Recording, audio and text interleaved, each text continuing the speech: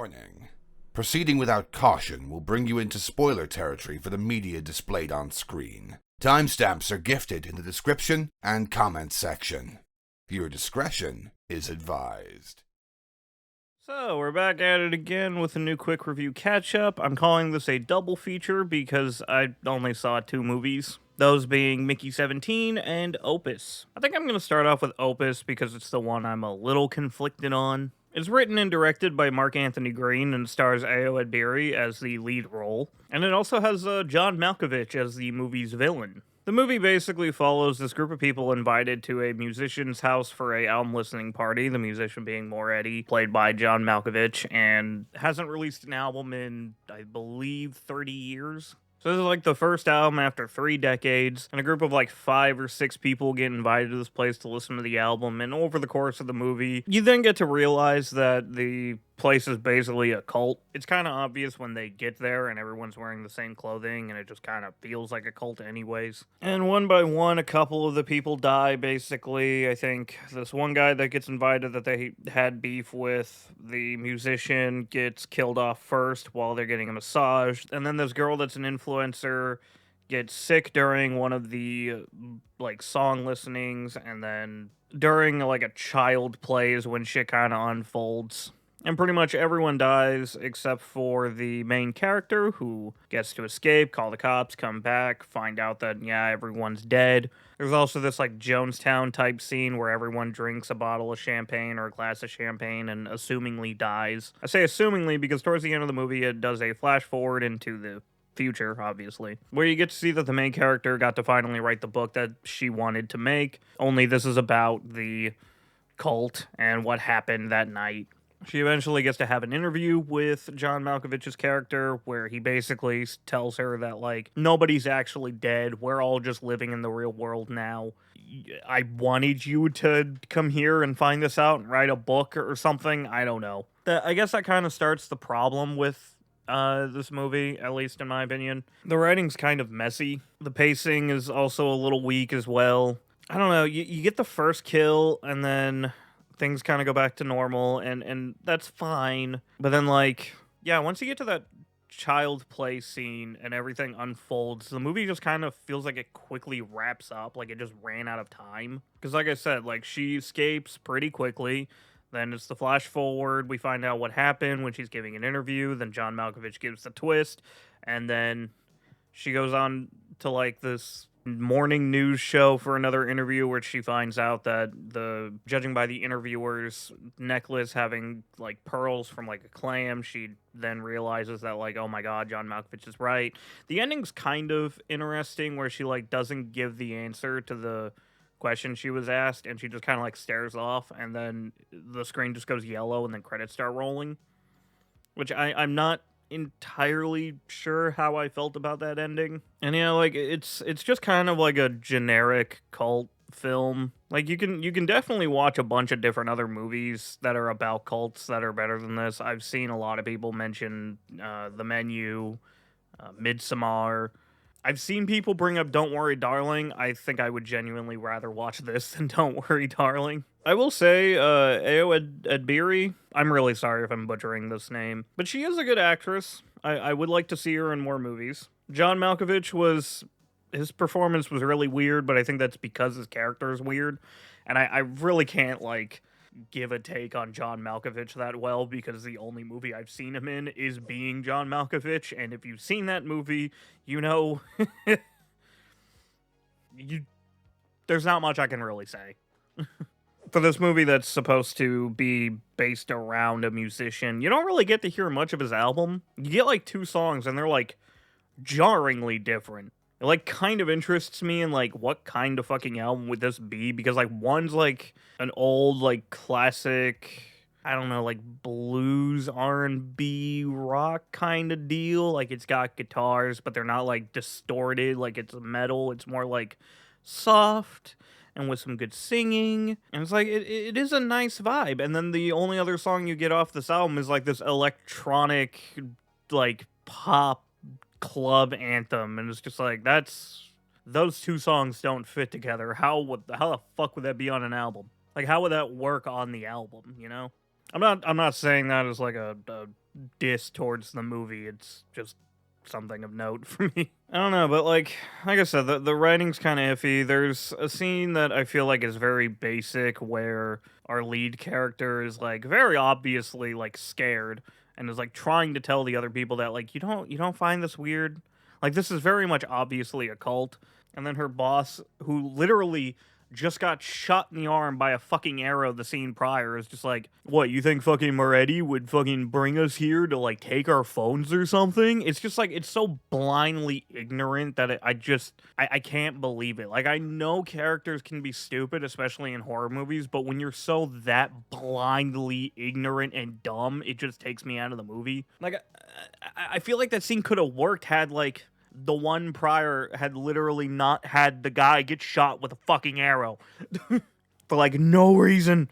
The other characters really aren't anything. I mean, yeah, there's the lead's boss, which he's kind of, I mean, he's basically just a big fucking prick. He never lets her like write anything for this, the newspaper, journal, company, news site, whatever the fuck. Doesn't let her write anything, not even on this, because he wants to be the one to write the story and just pushes her off as like, you just take notes. There's like this rich sex symbol girl that has like no fucking personality, an influencer that has like maybe one line, if that. I feel like there was some old woman that like literally did nothing.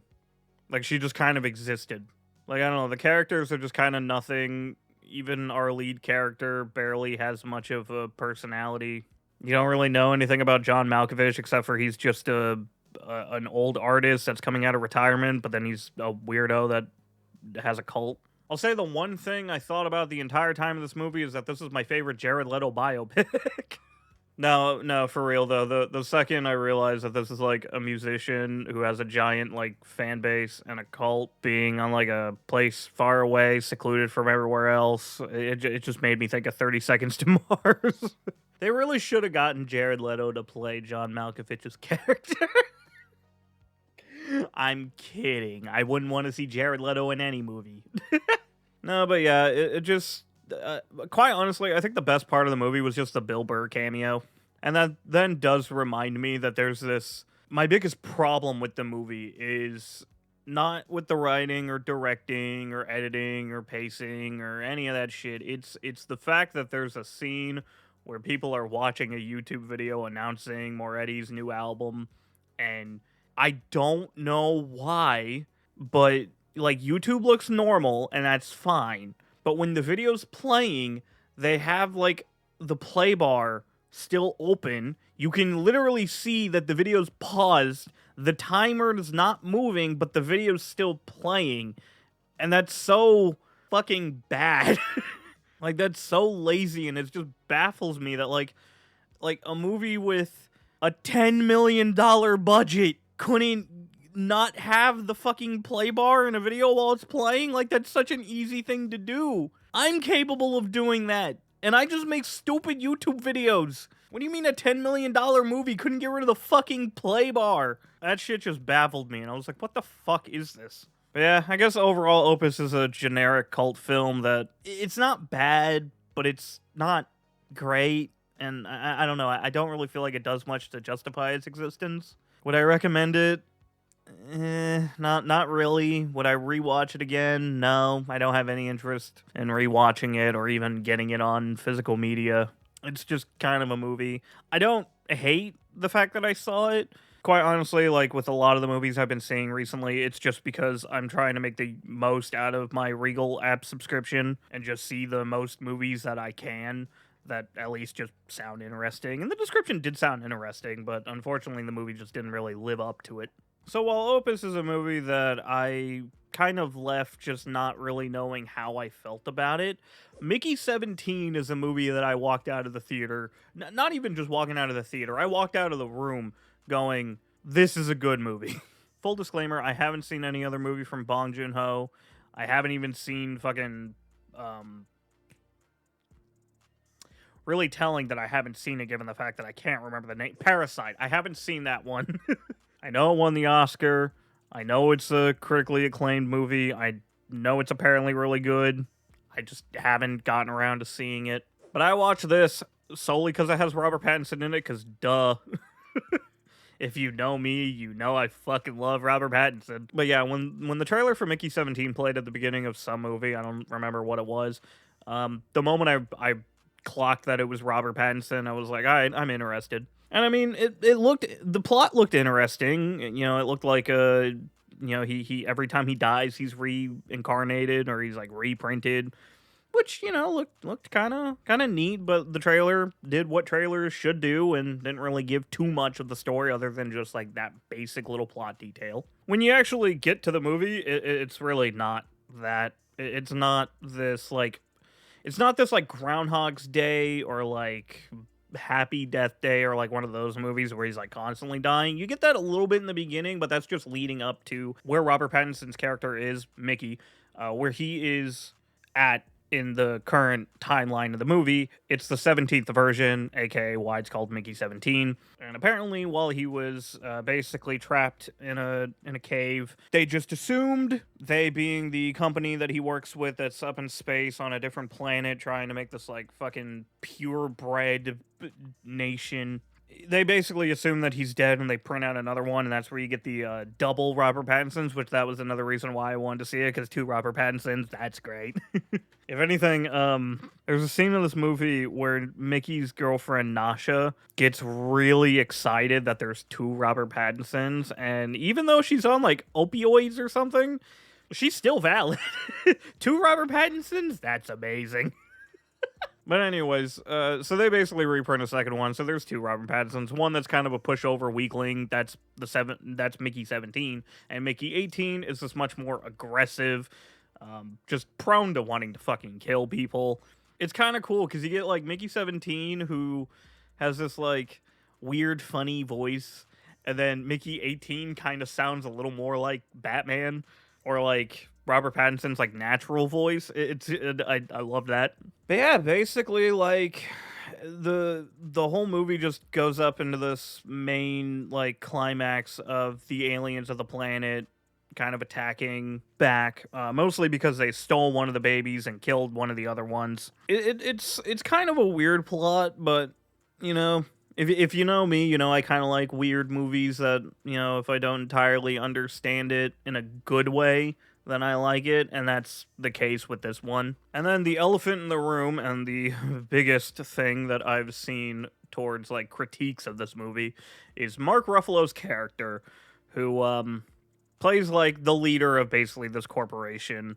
There's like something about how he like lost the election. I don't know for what, but he lost the election. And so now he's like gathering up his loyal followers to go to a different planet to make a purely bred nation.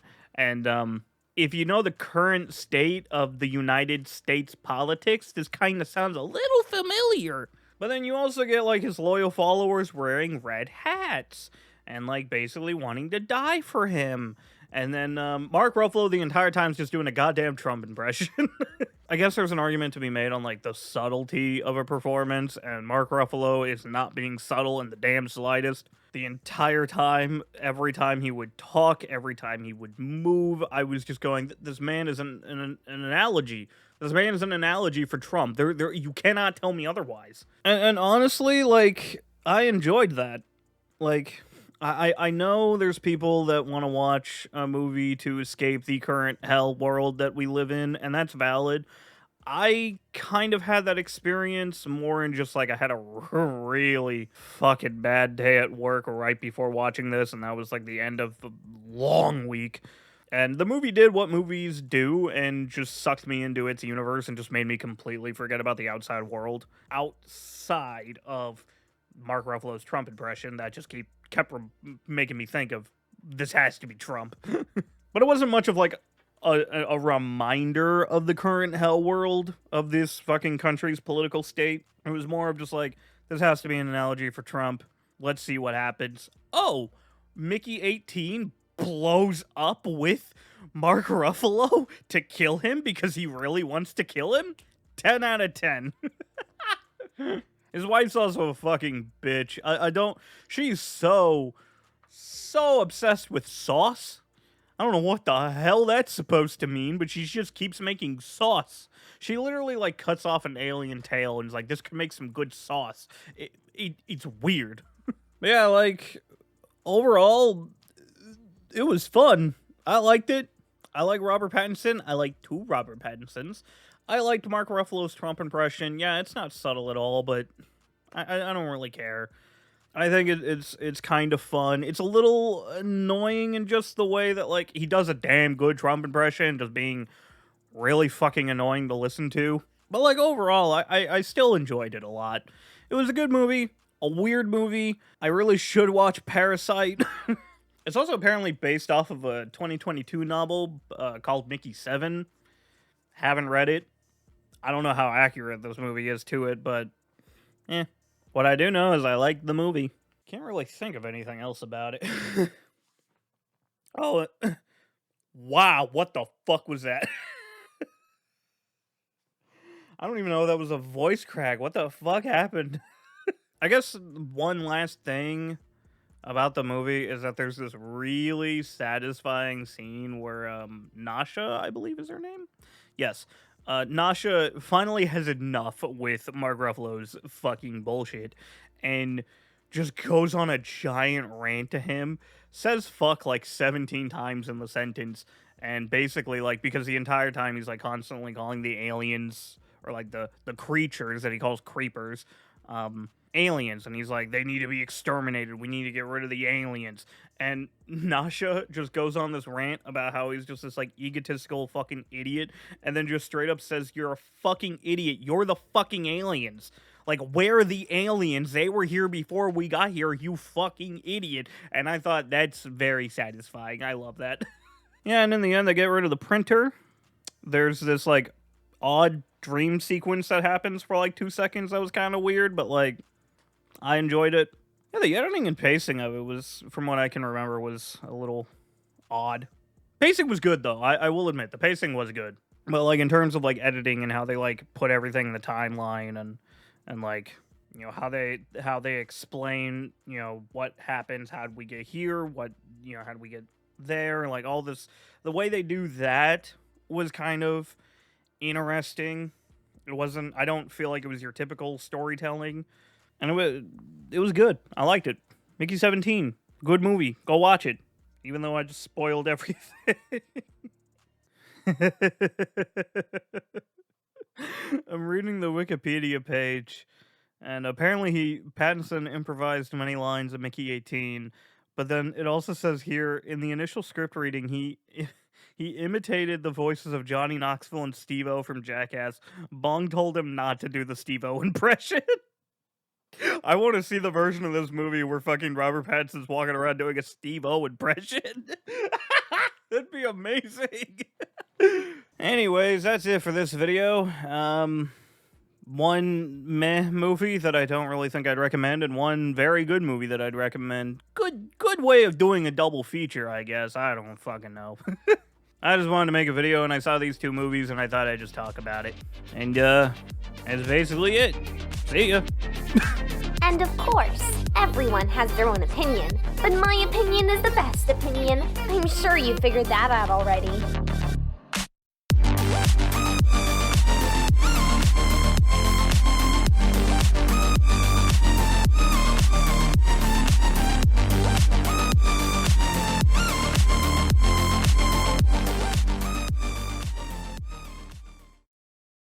Could I have a subscriber, please?